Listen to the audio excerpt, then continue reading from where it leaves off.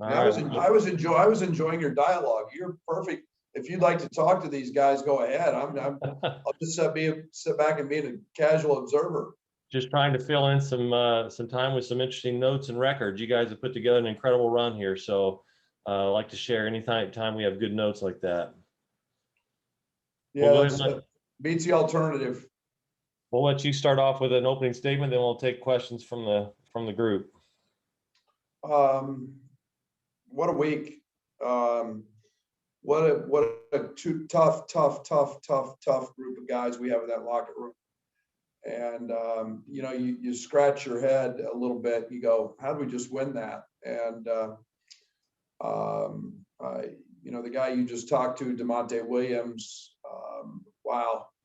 We made the switch to put him on EJ, down 4. And he made me look like a really good coach.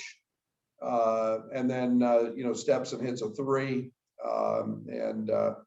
And then, you give the ball to the best closer in basketball. And I couldn't be prouder of Ayo. There's nothing easy about taking 10 or 11 days off, and we're having to wear a face mask and get back into it. It's hard. That's really, really, really hard to do.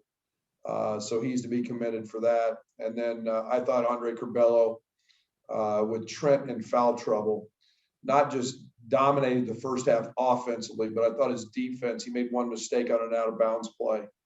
But he was fabulous. Georgie was called into yeoman's duty tonight with, fighting around some of Kofi's foul problems. But I could not be prouder of this group in terms of their toughness and grit and tenacity. And, now we'll get ready for postseason. All right, Coach, thank you. We'll open up for the questions from the folks who are there in Columbus. Scott Ritchie, you can lead off. Derek Piper on deck, and then Marley and Brett after that. So go ahead, Scott.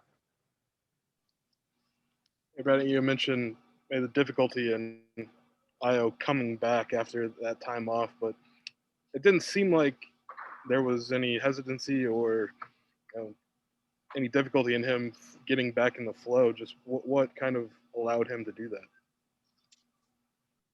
Probably a better question for him. He was okay in practice. I worried about his conditioning, and you get to a different anxiety level when you get into a game and adrenaline and then you have a certain level of what the unknown is, if the mask is going to bother you when you shoot. And obviously 7 for 10, he didn't get a ton of clips, and we literally went in with kind of the mindset that we were going to ease him back into this with not having to run a bunch of stuff to him early. We let Trent getting in foul trouble. And I would be remiss if I didn't talk about how big his 3 was. But, Curbelo dominated the game, and then we were able to kind of ease through that segment of the game. But, it's not easy doing what he did, believe me. And Michigan cut down some nets, I guess, was Thursday night. Trent had a Big Ten champ sign this afternoon. So is there any controversy over who's the Big Ten champion this year? I know we've won 16 games, and we've played all 20 of them. And, we all knew that this would be a unique situation with an unbalanced schedule in terms of not playing all the games. But I know this, Scott, nobody's won more games than us. Right. And we played them all. All right, thanks, Scott. We'll go Derek Piper and then Marley and Brett. Go ahead, Derek. Coach, you may not have to study your bracketology too much. It seems like you'll be a 1 seed with this. What does that mean to you, assuming that's the case? Well, it's great. There's no doubt. I mean, it doesn't mean you're exempt from winning and losing and going home and winning an advantage. You got to go do your job. But I think our resume speaks for itself, and I think we may have the most quad 1 wins. We're close to it. Obviously it's a pretty impressive resume. from that standpoint. So it means a lot. There's no doubt. Our guys with the imbalanced schedule in the league, and what was a true champion or not, or whatever, being a 1 seed in the NCAA tournament is a big deal. You've lobbied for Ayo as National Player of the Year. He did some lobbying for you as far as Coach of the Year. What's your relationship like with him, and how has it grown, particularly this year? But he's got a much harder case than I do. That son of a gun's closing ability and filling a stat sheet and elevating a program. My job's pretty easy when you have guys like that. So it's I don't even know who votes on that kind of stuff. That's not my concern. I've never been consumed by that, but I am consumed with making sure people need to realize how damn good a player he is and how big he is, and not just scoring points. It's everything else. Thanks. Okay, we'll go to Marley and then Brett Behrens. Go ahead, Marley. Coach, it seems like in the last just 3 games, really, Andre has just grown exponentially. What do you think has allowed him to rise to that occasion and just see as much growth as we did here just in these last few games? Well, one, he was forced to, with Ayo being out in the first 2. And then the second piece to that is his personality. He's an alpha.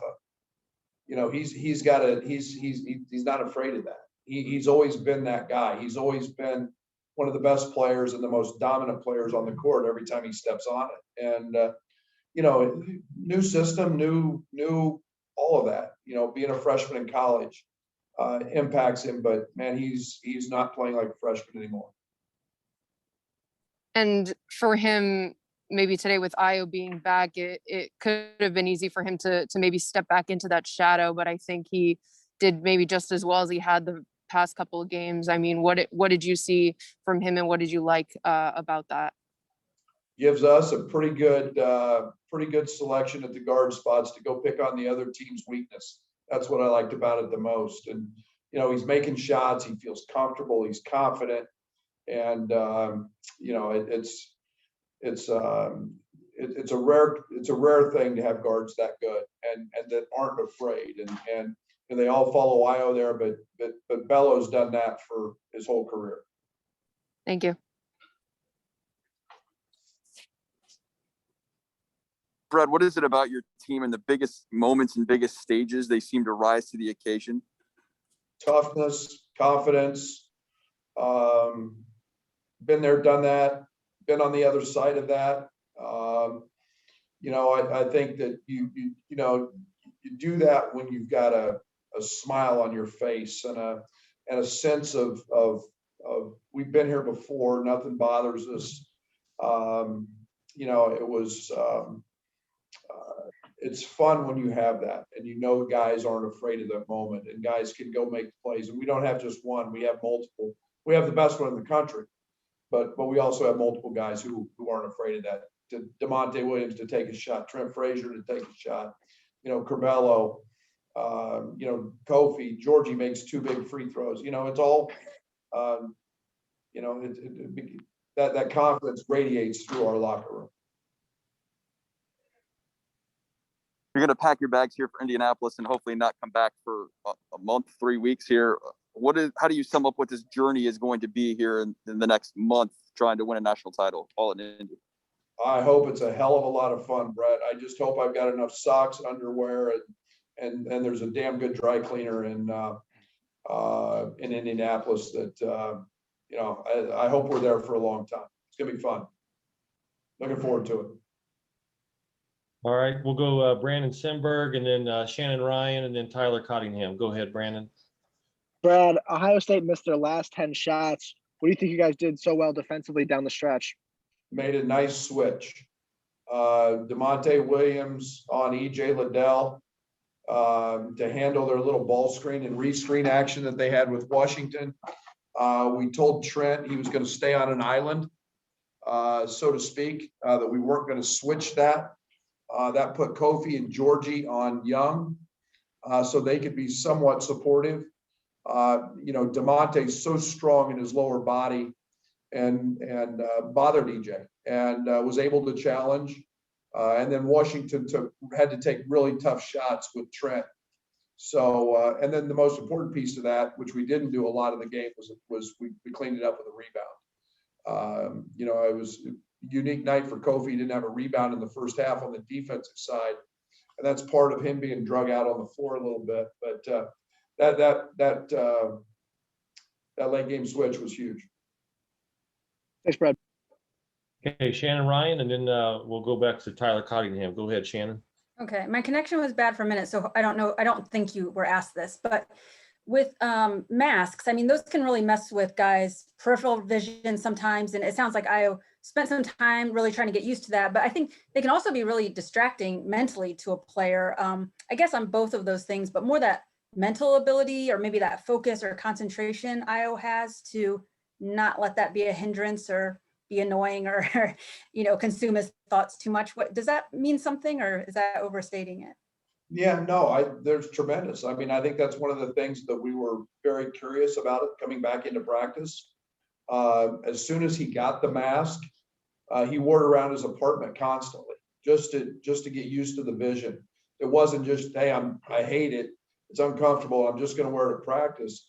He adapted to it in his everyday life. And, and then it was, okay, now how does it handle, with his hair? How does it work with sweat coming down? And those were all things that then became part of practice. And, yeah, I mean, I called it a Catwoman mask. I don't know what else you call it. Batman, I don't know. I mean, it didn't seem to bother him too much. Those good superheroes. And just if I can follow up on it, he was kind of smiling and just telling us how you got on him the other day. And like, he seems to really like relish those critiques. And I'm just curious how rare that can be for a player at his level to welcome even harsh criticism from a coach. Great players, truly great players, always want to be pushed. And I think that's the one thing that I respect so much about Ayo. I respect a lot of those guys. And I mean, I'll be honest. I mean, yesterday wasn't one of Curbelo's better days, and I challenged him. And there's something about greatness. Greatness wants to become better. They're never satisfied. And we didn't have a great practice yesterday, and our walkthrough, and Ayo was not good defensively. And I told him he might have the shortest comeback in history. He may play 26 seconds the way he was going. Gosh darn, he loves that. And he wants that. And he doesn't want to be coddled and told he's great. And he just thrives on that. And that's a blast to coach. It's called character. And we've got a whole bunch of character in our locker. Okay, Tyler Cottingham, you're up, and then Joey Wagner on deck. Go ahead, Tyler. Coach, at the beginning of the season, obviously expectations were sky high. You started the season, I think, ranked 8th in the AP poll. You're going to finish the regular season ranked 3rd or 4th. You're likely going to have a number 1 seed. How difficult was it to not only meet those expectations, but exceed them, up to this point at least, with the specter of COVID hanging over everything all year? Well, just take COVID out of it, and it's hard to do. You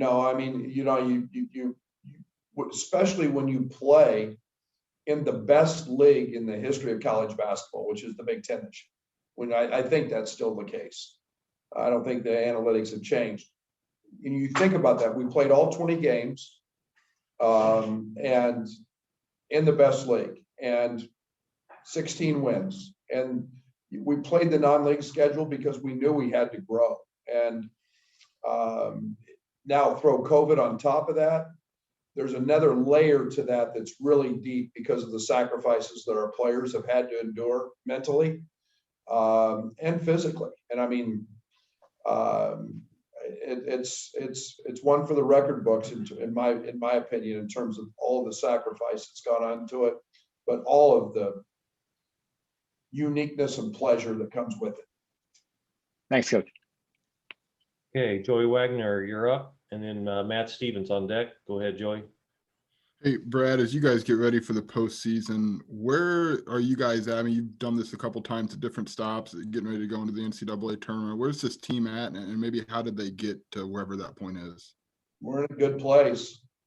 We're in a good place. I mean, there's no, I think you want to go in confident. You don't want to go in doubting yourself. You want to be confident. You want to be some assurance in your roles of what everybody's got.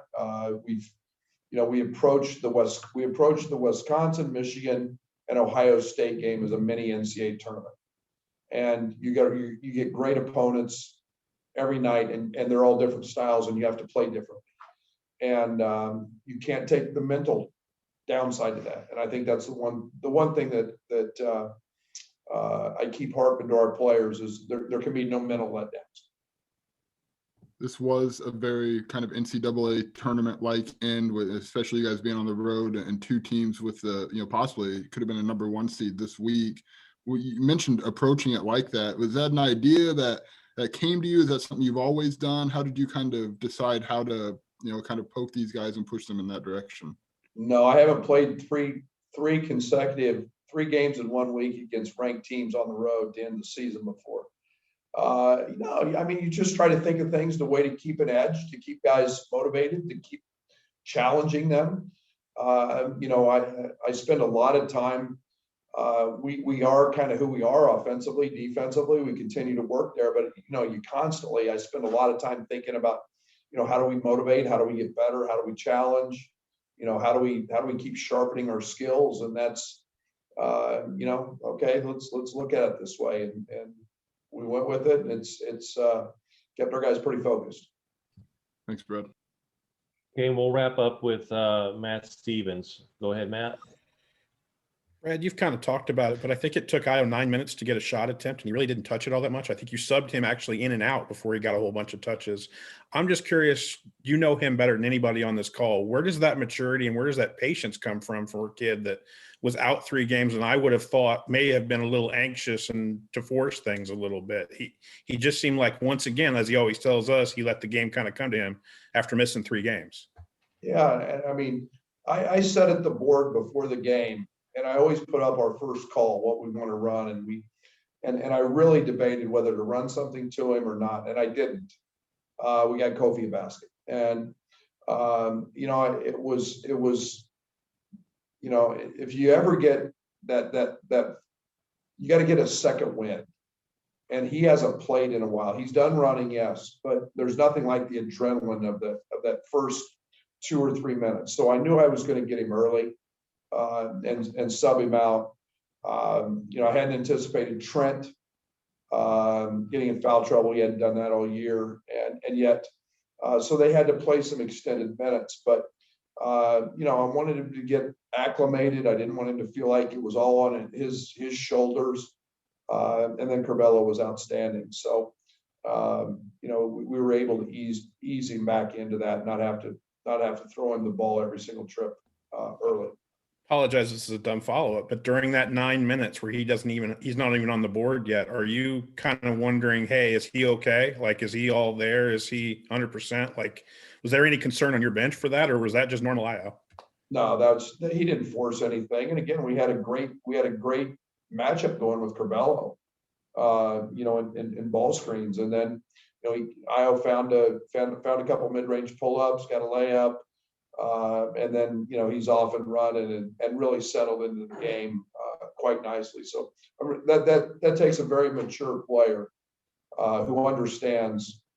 And, he was just about perfect from that standpoint in terms of the way he handled.